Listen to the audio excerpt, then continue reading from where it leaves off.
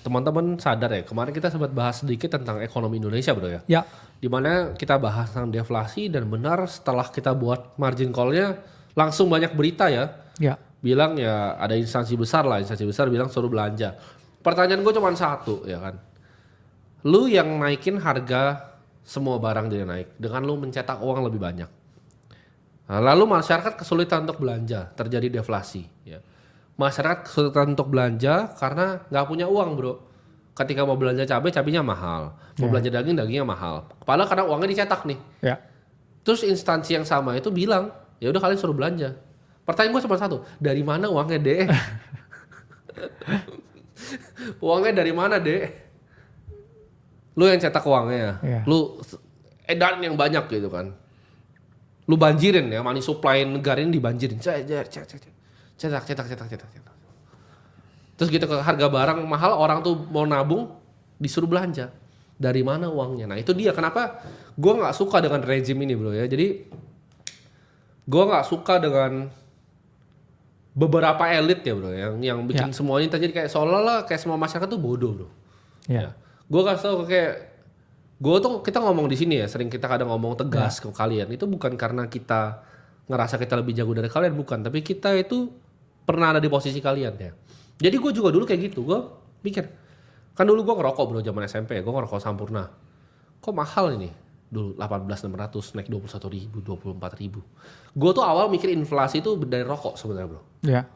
Terus gue kayak gak make sense, katanya karena ini apa, pajaknya dimahalin segala macam. Tapi gue lama-lama kok sekarang 38.000 gitu. Ini gue yang goblok apa gimana gitu. Aqua kan gue dulu main basket ya, gue tahu harganya Aqua yang besar tuh dulu 4.500, sekarang 10.000 bro. Double bro, nggak nyampe 5 tahun loh. Iya. Ya, nggak nyampe 5 tahun harganya udah double. Terus katanya inflasi 2,5%, 3%, 4% bro di sekolah gue diajarinnya. Nah gue bingung yang goblok itu gue apa buku sekolah gue nih yang goblok nih. Dari situ gue mulai pikir gitu. Jadi teman-teman itu kita ngomong di sini kalian banyak yang skeptis bro. So bilang, oh dikit-dikit mereka mah ke kripto. Ada yang bilang, gue nonton margin call tapi tadi nggak ngerti kripto. Ini tuh bukan masalah kripto atau enggak. Ini menurut gue tuh sebagai cara untuk lu semua bisa keluar dari genggaman para elit ini. Karena dulu tuh nggak ada jalan keluarnya bro. Yes. Dulu gue pikir gue tambah kaya dengan gue beli saham. Tapi gue cek gitu. Rokok gue naiknya lebih tinggi, apa gue kenapa gak beli rokoknya dibanding saham? Iya, jualan rokok mending. Gue mending jualan rokok, serius loh. Rokok naiknya lebih tinggi daripada saham. Cabai pun naiknya lebih tinggi dari saham. Bakso pun lebih tinggi ya.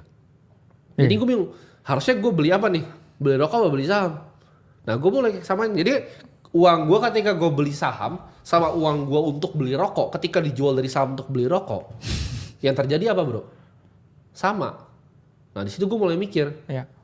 Jangan-jangan kenaikannya fana nih bro. Jadi karena mereka cetak uangnya, otomatis orang kaya cuma ada satu pilihan, yaitu beli saham sama beli properti. Jadi makanya kalau teman-teman lihat, properti ya kenaikan itu sama persis seperti kenaikan jumlah uang dicetak. Nah gue itu persis ada di posisi kalian. Jadi gimana bro kalau pandangan lo ya sebagai dosen yang pernah ngajar ekonomi juga? Oke, jadi ya memang fakta itu kadang sulit bro ditelan. Karena fakta itu selalu menyakitkan. Tapi kalau yang indah itu adalah kefanaan mungkin ya. Karena kita tuh selalu berdebat ya antara situasi yang kita anggap ideal dengan situasi yang terjadi sebenarnya. Tapi balik lagi teman-teman mungkin nggak ngerasain apa yang kita rasain karena belum pernah mengalami. Sampai akhirnya mungkin hidup nggak berpihak pada kalian, baru kalian tahu bahwa semua ini sulit. Kalau kalian belum ditampar yang kenceng, ya itu nggak bisa ngalami. Dan sebenarnya saya bukan orang yang pro ya atau kontra di satu hal. Yeah. Saya di kripto ya cuman mau duit. Dan dulu nggak ada pilihan lain selain kripto buat saya bikin duit. Nggak ada pilihan ya? Nggak ada pilihan lain selain kripto buat dapat duit. Saya dulu bisnis ya jualan gagal. Kemudian jadi broker rumah ya 2 tahun. Nggak jualan. Listing nggak closing. Ya listing terus tapi nggak pernah closing. Terus saya berpikir ya saat itu saya juga lagi S2, lagi kerja juga ya dan banyak serabutan lah. Terus lihat keadaan COVID ya, keluarga usaha udah mau tutup, ya, terancam bangkrut, dan saya harus melakukan sesuatu supaya kapalnya ini semua nggak karam, ya. Dan akhirnya dari semua yang ada, ya cuman kripto tradingnya, cuman kripto jalannya, ya, supaya saat itu saya bisa berhasil dan ya akhirnya berhasil. Orang jalannya beda-beda bro ya. Yes. Tapi ada yang tanya tadi, apakah gue bisa nyampe seperti sekarang misalnya punya triliun gitu kalau bukan dari kripto? Jujur ya. Ya, Menurut gue enggak ya teman-teman ya. Jadi kalau gue cuma dulu mungkin stick di saham, mungkin uang gue nggak sebanyak sekarang. Kenapa? Karena it's all about namanya monetary debasement. Jadi kalau teman-teman tahu uang yang dipakai itu kebanyakan rusak. Jadi sistemnya seperti apa? Ketika negara, ya kita bilangnya negara berkembang ya. Negara berkembang itu cetak uang itu biasanya jatuh ke tangan dua orang bro. yes, Sebenarnya dua orang ini adalah elit sama ya. Jatuh ke tangannya orang yang korupsi dan jatuh ke tangan orang yang bikin kekuasaan, yang bikin aturan. Pasti kedua orang ini ya, pengusaha tuh cuma dapat yang kecil-kecil dari bawah. Jadi ketika mereka cetak uang, mereka bikin kebijakan dan mereka ambil lagi uangnya, yang dirugikan selalu satu, rakyat yang bukan mereka. Ya, jadi orang kaya pun juga tetap kena ya teman-teman. Kita itu di perjuangan yang sama di sini. Nah dari situ gue ngelihat kalau gue beli Bitcoin, itu bukan guanya yang tambah kaya, tapi kaliannya semua yang tambah miskin. yes, Ya, semua yang pegang, yang hidup dengan fiat ini yang tambah miskin, gue bukan tambah kaya. Ya, jadi itulah bahayanya inflasi ya. Kalau menurut gue inflasi sih should be illegal bro. Karena itu lu ngambil uang dari orang ya.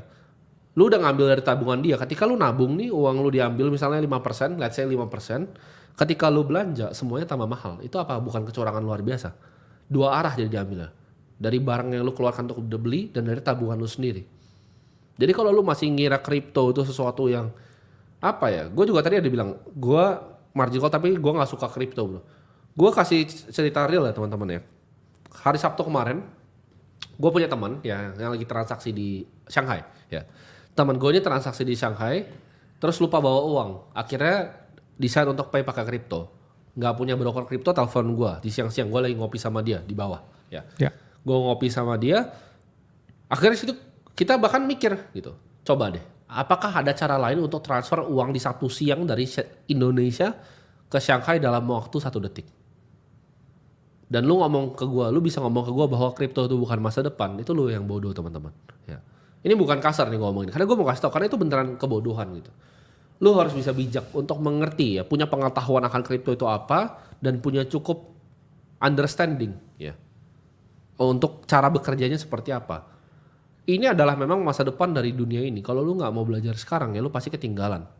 Lu nggak mau belajar sekarang ya lu bakal tergerus sama namanya inflasi. Lu mau denger gua atau nggak mau denger gua, tapi semua yang gua ngomong tuh jadi kejadian. Kenapa? Karena yang kita sampaikan di sini adalah semua berdasarkan data, angka dan fakta. Dan gimana bro? Menurut lu potensi untuk nyari uang yang lain selain kripto itu bagaimana ke depannya?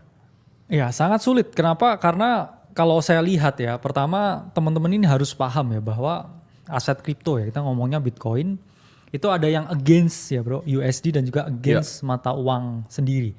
Ya, saya nggak sebut mata uangnya. Ini mungkin kita bisa lihat ya, ini dua chart komparasi. Yang di bawah ya ini adalah Bitcoin USD. Ya. Tapi yang di atas ini adalah Bitcoin TRY ya, atau Turkish Lira. Ini sama-sama Bitcoinnya. Tapi kenapa kok yang Bitcoin ya pairingnya dengan Turkish Lira ini kenaikannya jauh lebih tinggi ya dibandingkan dengan USD? Ya. Ya karena pelemahan mata uang mereka bro yang jauh lebih tinggi ya, bahkan dari USD ya dan juga dari Bitcoin itu sendiri. Jadi ketika kita membeli Bitcoin ini kita nggak hanya berpatok aja dengan nilai USD-nya, tapi dengan mata uang yang kita miliki sendiri. Karena ini tadi sama-sama bro Bitcoin-nya, sama-sama loh ya ini. Tapi kok beda banget ya, ini chartnya yang Bitcoin Turkish Lira ini parabolik, tapi yang Bitcoin USD ini biasa aja. Yes. Berarti memang mata uangnya USD ya memang sama Bitcoin dia kalah. Tapi Bitcoin ini kalau dibandingkan Turkish Lira dia parabolik bro, bukan kalah lagi tapi. Karena kita sempat ke Turki juga ya bro, dan ketika kita tanya di jalan di sana, uniknya adalah tidak ada investasi apapun yang mereka mau lakukan di luar dari Bitcoin. Unik nggak? Bener. Kenapa negara yang seperti itu mikir seperti itu? Karena kenapa?